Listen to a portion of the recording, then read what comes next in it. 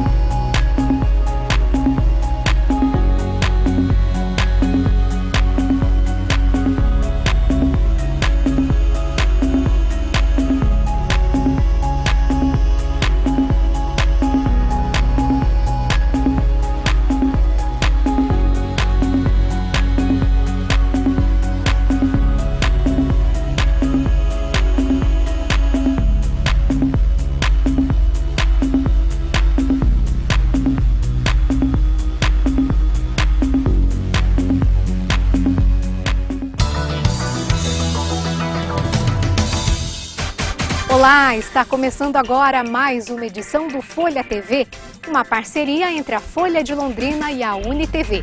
No programa de hoje vamos falar dos perigos do andador, ainda uma discussão sobre o preconceito de raça e de cor.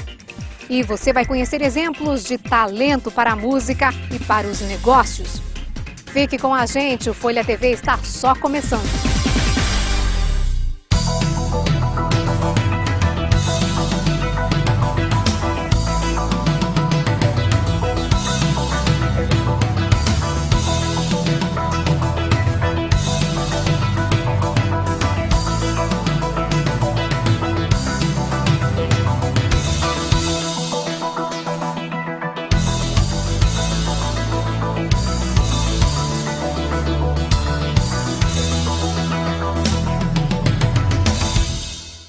Quem é que não teve pelo menos um em casa ou na família?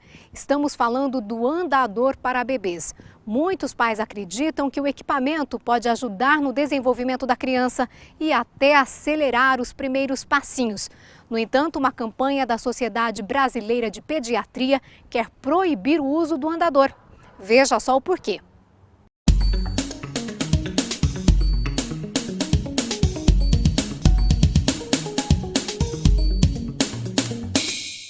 A Sociedade Brasileira de Pediatria, ela já vem há algum tempo alertando a respeito do risco do uso do andador, para os pais, enfim. E nesse ano eles resolveram fazer, então, uma campanha nacional com o objetivo de eliminar o andador do Brasil, como foi feito já no Canadá. Então, o objetivo deles é proibir a venda do andador e alertar os pais para o risco que esse produto pode trazer para as crianças, inclusive traumatismo craniano. Existem casos de óbitos, Na cidade de Passo Fundo, no Rio Grande do Sul, o andador foi proibido por uma lei municipal em hospitais, em creches, enfim, instituições que atendem crianças, não se pode usar andador por lá. E ainda assim, apesar dos riscos, muitos pais insistem na utilização do andador. Por isso que a Sociedade Brasileira de Pediatria decidiu fazer essa campanha. Alice acabou de completar 1 ano de idade e está aprendendo a dar os primeiros passos. Enquanto isso, engatinha na maior facilidade. Ligeira, ela vai e vem pela casa. E de vez em quando ensaia uma caminhada, primeiro buscando o equilíbrio. Processo mais que normal e que os pais preferiram não influenciar com o andador. E segundo os especialistas, eles estão certos. Como a gente se desenvolveu em criança vai refletir no nosso futuro. Então, a nossa musculatura das costas, não existe outra oportunidade para ela ser fortalecida tanto quanto na fase do engatinhar. O desenvolvimento do bebê tem as suas fases e não dá para precisar exatamente quando termina uma e começa a outra. Mas funciona mais ou menos assim. Por volta dos 3 meses, o bebê adquire controle cervical e firma a cabeça. Lá pelos 5, começa a rolar. Entre os 7 e 8 meses, normalmente, consegue sentar sem apoio. Com cerca de 9 meses, costuma começar a engatinhar. Perto dos 10, já consegue ficar em pé sozinho e anda na lateral ou com o apoio de alguém. Aos 12 meses, mais ou menos, começa a dar os primeiros passos sozinho. A fisioterapeuta especialista em neurologia infantil alerta sobre o perigo de os pais insistirem que a criança fique em pé com poucos meses de vida. Os pais pensam, ele já está firminho, eu vou colocar no andador, porque ele não vai engatinhar, ele vai pular essa fase e vai andar. Na verdade, isso é um erro, porque se existe a fase do engatinhar, desde que nós nos conhecemos por gente, é porque ela é importante. Eu diria que é a mais importante. Segundo Cláudia, pais e mães devem evitar o excesso de colo. E ainda, o bebê precisa ficar no chão mesmo. E nada de colocar lençol ou edredom embaixo. O ideal seria esses tapetes de EVA que você compra como se fosse um quebra-cabeça.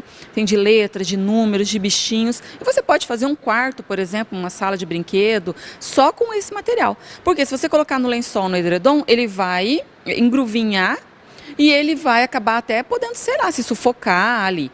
E se você colocar num colchão, o colchão ele é alto, a criança pode cair, pode às vezes até se machucar. E mais, as consequências da falta de fortalecimento da musculatura das costas podem piorar no futuro, principalmente quando a criança começar a frequentar a escola. Pintar dentro da linha, o tracejado, letras tracejadas para estar fazendo então o contorno dessas letras, tudo isso pode ser prejudicado pelo fato dele não ter fortalecido essa musculatura de maneira adequada. Os ortopedistas também não recomendam o uso do andador. Uma criança que está no andador, a gente não imagina, mas ela pode atravessar em questão de segundos uma extensão de uma sala e em 2 segundos a gente não sabe já onde a criança está. É o suficiente para a criança ter um trauma maior ou atravessar a sala, sair de casa, acabar virando o andador dentro de uma piscina ou até cair num lance de escada, né? Ainda o que os adultos veem com perigo, as crianças veem com curiosidade. Uma pontinha de uma escada ou um tapete que está um pouquinho enrugado ou até um chão que está um pouquinho molhado é o suficiente para a criança escorregar, virar ou até escorregar numa escada, por exemplo, ou até virar e causar um trauma maior, né? O médico ortopedista explica que os ossos do bebê ainda estão em processo de formação e, naturalmente, a cabeça costuma pesar mais e desequilibrar o restante do corpo. Como o andador dá uma falsa sensação de segurança, as quedas podem ter consequências graves. Crianças, os ossos são mais molinhos, não são tão calcificados, então a possibilidade do trauma, principalmente no cérebro, que é realmente a parte principal do crânio, né, que é realmente o que traz o peso maior para o crânio, o risco ao trauma do cérebro é muito maior. Por isso, o melhor mesmo é prevenir. E se os pais têm outros afazeres e não podem ficar grudados na criança, ele dá a dica. Coloca um cercadinho no local onde é bem seguro, onde você consegue ter um certo acesso, onde a criança não tem nenhum acesso não esteja exposta a nenhum perigo. Coloca uma espuminha daqueles de 2 centímetros que não causa nenhum dano quando a criança cai, um pouquinho de brinquedo, um cercadinho, ótimo, então já está resolvido o problema. No Canadá, a venda e a utilização dos andadores já são proibidas, inclusive com previsão de multa. Na Europa, as leis caminham para isso. E aqui no Brasil, no Rio Grande do Sul, após a morte de uma criança por causa do andador em 2009, o Ministério Público conseguiu proibir a presença do equipamento em escolas, creches e hospitais. Agora, a Sociedade Brasileira de Pediatria faz uma campanha nacional para tentar banir o andador de todo o país. No Brasil já existe projetos de lei encaminhados pela Sociedade Brasileira de Pediatria, com parceria com os deputados e senadores que estão sensibilizados e que têm conhecimento já desse malefício para prevenir, você evitar. Então, está passando pelas primeiras comissões no Congresso, isso demora algum tempo. De acordo com o médico que é diretor de defesa profissional da Sociedade Brasileira de Pediatria e diretor de pediatria da Associação Médica de Londrina, a maioria dos acidentes com crianças acontece na própria casa. E o andador é um dos principais vilões. Tenho um conhecimento de um caso que aconteceu em Londrina, que a criança estava ao lado da piscina, sendo supervisionada por um adulto que estava preocupado com o telefone celular, e essa criança caiu dentro da piscina e morreu afogada. Então, afogamentos pode acontecer também. E queimaduras. Às vezes a mãe coloca a criança na cozinha, em cima do andador, e está cuidando de um forno com assados. A criança verifica a mãe abrindo a porta colocando algum produto, um pernil para assar, e fecha a porta, vai cuidar de outra parte da cozinha, a criança vê a mãe fazer aquele movimento, ela vai lá e faz. Com muita frequência também, ela provoca queimaduras. E assim nós poderíamos citar uma série de situações. Diante do risco, a Sociedade Brasileira de Pediatria condena o uso do andador. Estudos feitos em todos os países, padronizados, com o que nós chamamos de duplo cego randomizado, quer dizer, estudos bem elaborados, mostram que realmente não traz benefício. O andador é totalmente desnecessário. A criança tem as suas etapas que ela tem que passar. E se ela tem um problema de saúde, que ela tem um retardo do desenvolvimento motor, o andador também não está indicado. Ela vai ter o acompanhamento multidisciplinar com o pediatra, o neuropediatra e o fisioterapeuta. Esse é o profissional que vai ajudar a estimulação quando necessária. No consultório, os médicos já começam a orientar as mães antes mesmo do nascimento do bebê. A Sociedade Brasileira de Pediatria encampou agora essa campanha, visando você desestimular e orientar as mães desde a gravidez. A consulta de pré-natal, o pediatra já deve orientar a mãe que é um equipamento desnecessário e que não deve ser adquirido.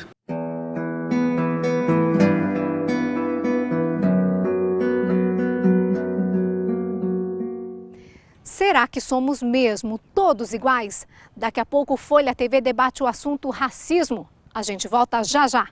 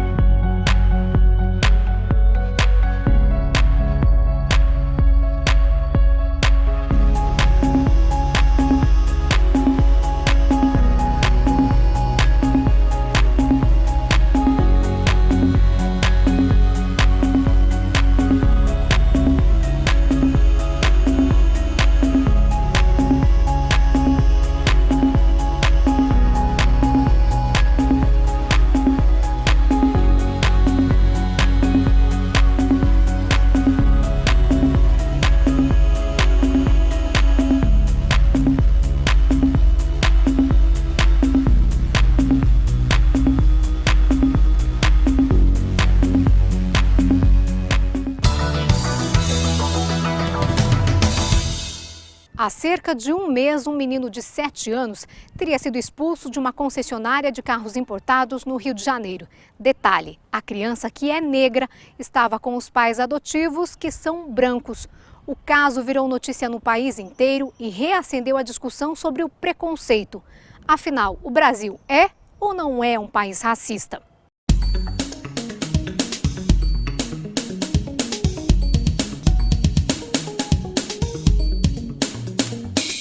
A gente teve a ideia de fazer a reportagem por causa de uma polêmica em torno de uma concessionária lá no Rio de Janeiro que tratou mal uma criança negra que tinha ido comprar um carro importado com os seus pais brancos, né?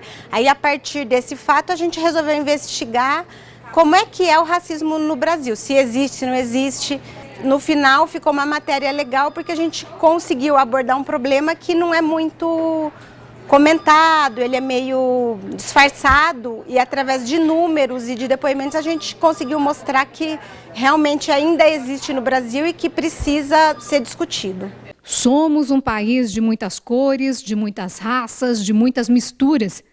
Dados do último censo demográfico do IBGE mostram que, somados, pretos e pardos representam mais da metade da população brasileira, 50,7%. 97 milhões de pessoas, enquanto brancos são 47,7% e 1,6% de outras etnias. Mas será que essa maioria conseguiu também igualdade de direitos e de oportunidades? Não acabou o preconceito, não.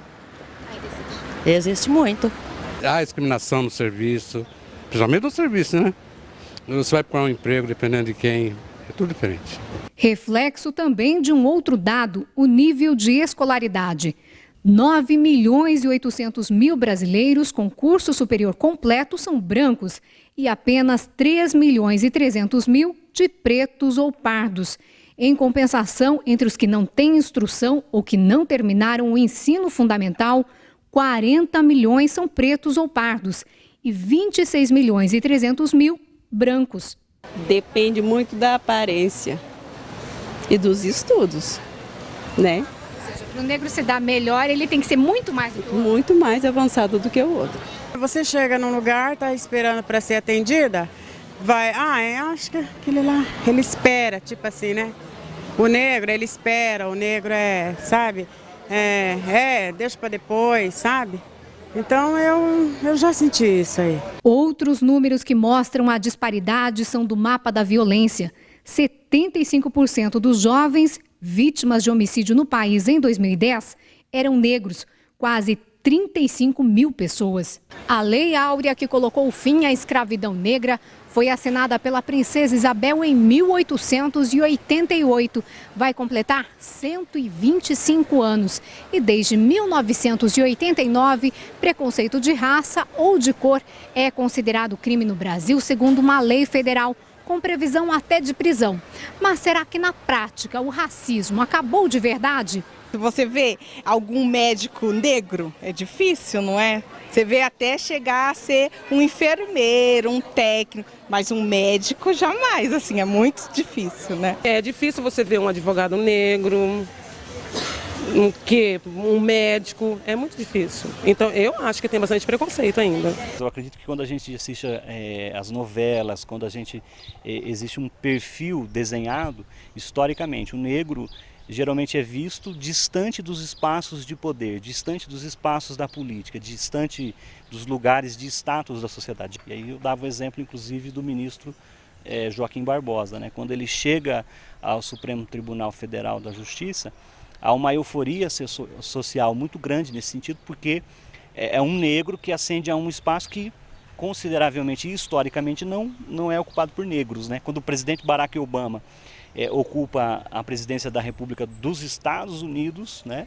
Ele causa toda uma euforia no mundo justamente por conta de que é um espaço que nunca foi ocupado e, na nossa ideia social, jamais seria ocupado por um negro, né? O sociólogo da organização Colmeia, que presta consultoria a projetos sociais, diz ainda que o racismo está ligado diretamente às raízes da nossa cultura. Segundo ele, o racismo em si é subjetivo, mas as consequências dele é que são objetivas. Culturalmente, historicamente, ele está muito presente nas brincadeiras que a gente faz, nas piadinhas que a gente faz, né? E quando a gente se assusta quando vê um negro numa posição de status, isso também é uma forma de reconhecer de que nós não estamos acostumados a ver a população negra. Então há uma subjetividade, embora a gente não se assuma, o racismo está dentro de nós, né? E aí quando a gente diz que as consequências são extremamente objetivas, e aí a gente empodera isso, diz que é extremamente objetivo, porque são as consequências do racismo. Mas será que isso não acaba nunca? E um dia a gente vai poder dizer que está livre do racismo de vez? É um grande processo na sociedade, porque é preciso que o racismo, primeiro, deixe de ser uma discussão velada e passe a ser uma discussão que a gente assuma. E segundo, que a ideia de preconceito racial ela tem que ser trabalhada, melhor trabalhada. Então a gente tem que, a discussão do racismo, do preconceito racial, tem que adentrar as famílias, né? Tem que fazer com que as famílias discutam com seus filhos, né? As escolas precisam melhor assumir essa ideia da discussão do preconceito racial, estudar a história de África nos currículos escolares, né? E aos poucos, entrando na família, na escola e nas instituições. Eu acredito que há uma tarefa muito grande do Estado, o Estado precisa reprimir o racismo com força. Então eu acredito que essas três grandes tarefas, o Estado assumindo, reprimindo o preconceito racial, e os espaços de educação formal e não formal, discutindo o racismo e o preconceito racial. E você vai formando essa nova cultura que vai superando essa ideia do preconceito racial. E há ainda um longo caminho a ser percorrido. Embora a gente não se assuma racista, a gente tenha a teimosia de dizer, olha, nós não somos preconceituosos, mas de fato as consequências mostram justamente o contrário, né? Então, é um grande processo, um grande desafio e uma grande tarefa que a gente tem que assumir.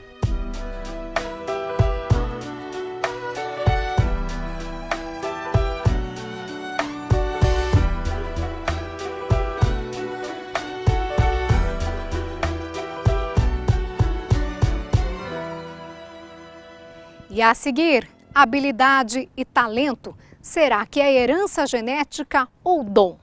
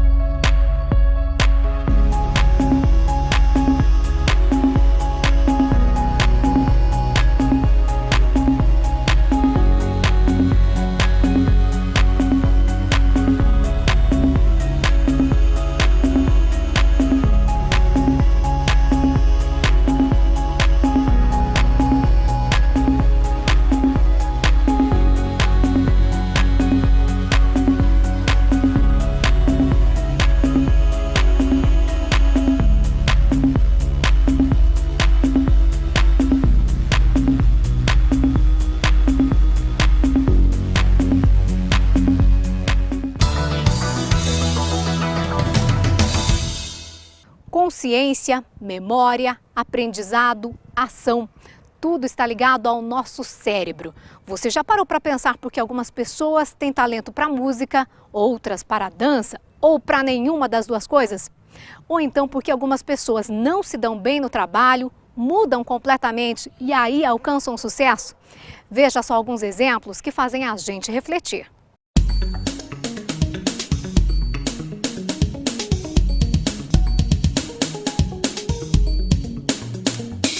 Nessa matéria a gente tentou descobrir sobre as habilidades humanas, o que seria inato e o que seria adquirido. Então conversamos com especialistas, tanto da neurociência quanto da psicologia, a respeito desses comportamentos. Então, assim, algumas habilidades como superdotação, como empreendedorismo, como habilidade para tocar instrumentos. Será que a pessoa já nasce com essa habilidade ou ela adquire conforme a vida? Essa é, sem dúvida, a máquina mais fascinante do corpo humano. É o nosso centro de comando.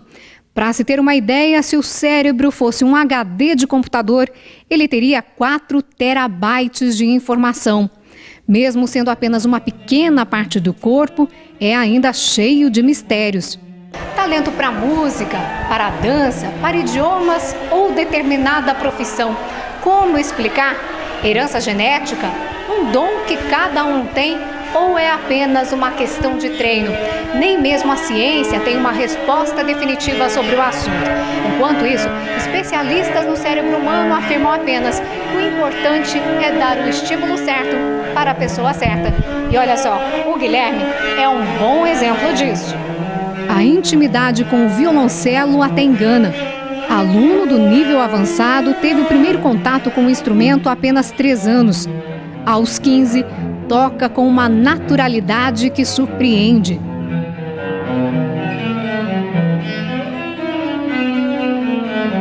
A professora, com 23 anos de experiência, observa cada nota, cada detalhe. Mas admite, tocar esse grandão aí de 1,70 m e de 4 cordas não é fácil. Você não pode só começar a tocar um instrumento, eu acho bonito. Quer dizer, isso é diferente. Você tem que ter uma dedicação que você também, na hora que você estiver desenvolvendo o seu instrumento, você não desista na primeira coisa errada que der. Então, você tem que ter vontade, sim, tem que se identificar com o instrumento, tem que saber por que você está ali, mas, acima de tudo, você tem que, quanto mais você estiver estudando e tocando, mais você vai estar reafirmando a sua escolha e o seu gosto pelo instrumento. De família pobre, Guilherme não tinha músicos na família. Conheceu o violoncelo num projeto social. Foi paixão à primeira vista.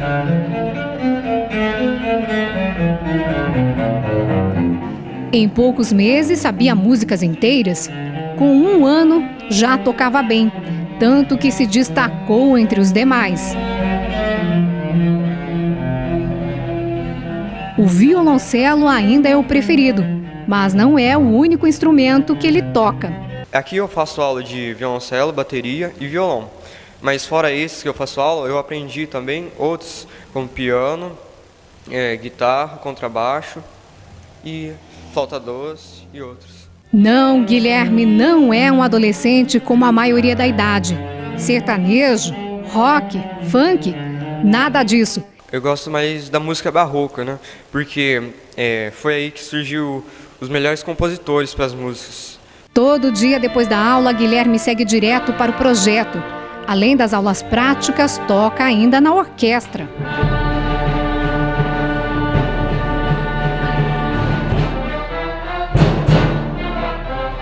Diferente dos colegas da escola que não vivem sem celular e computador, ele é fissurado e não desgruda do violoncelo. Eu pratico a maior parte da minha vida para música. E os planos para o futuro, claro, estão ligados à música. Eu já penso em fazer faculdade de música. Daí, se tudo der certo, eu acho que eu entro numa orquestra e pretendo ir para outros países também. Dom e talento, todo mundo na escola de música sabe que ele tem de sobra. Eu vejo no exterior, né, fazendo carreira em orquestras ou então fazendo concertos como solista em orquestras, que é também uma coisa que ele quer para ele. A gente tem que estudar bastante, tem que se dedicar muito. Havendo o interesse do aluno, o despertar, né, musical, a paixão acontece, né? Você se apaixona pelo instrumento, se apaixona pela música.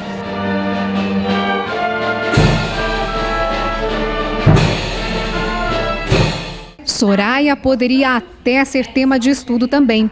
Durante 14 anos, foi funcionária do setor de vendas de uma fábrica de peças para velocímetros e tacógrafos. Como milhares de pessoas, tinha o sonho de ter o próprio negócio. Mas a insegurança sempre falou mais alto. Até que um problema na família fez com que ela largasse o emprego. Na época, era a responsável financeira pelos 4 filhos. Sem dinheiro e sem estoque, arriscou. Montou uma loja dentro de casa. Separamos um quarto para colocar estoque, montamos a recepção na sala e ali a gente atendia os clientes que vinham e por telefone, né? Conseguir clientela não foi difícil. Tinha os contatos, outros fregueses surgiam por indicação. O antigo patrão se tornou fornecedor, mas num meio quase que exclusivamente masculino, foi alvo de preconceito por ser mulher. Os próprios homens, às vezes, não aceitam, solicitando a opinião, a palavra de um técnico, né? Até eles descobrirem que você entende um pouco e pode conversar à altura com eles, esse primeiro momento é difícil. Recentemente, a loja saiu de casa, Soraya alugou uma sala comercial. Tacógrafos, menina? Sem dívidas, além de dona do próprio negócio, virou empregadora. A filha Jéssica, uma nora e os genros são funcionários. Ele cuida da parte de assistência. O resto é com elas. Dando um passo de cada vez, a novidade é o site na internet. Mas Soraya ainda quer mais. A minha intenção é ter uma loja, outra distribuição, porque nós vendemos peças, né, dentro do estado de São Paulo. E produzir as peças logo depois disso, são passos, são metas já definidas, né? E aí ser uma grande produtora de peça em nível nacional. Talento, Soraya e Guilherme provam que tem, mas antes de tudo, são movidos à paixão.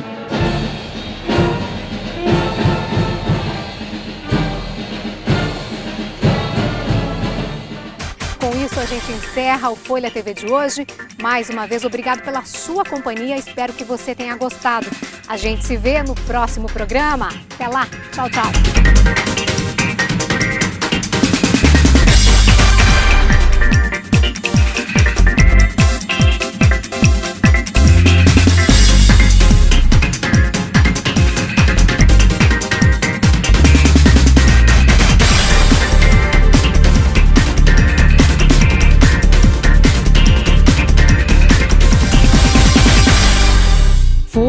TV, apoio Plaenge.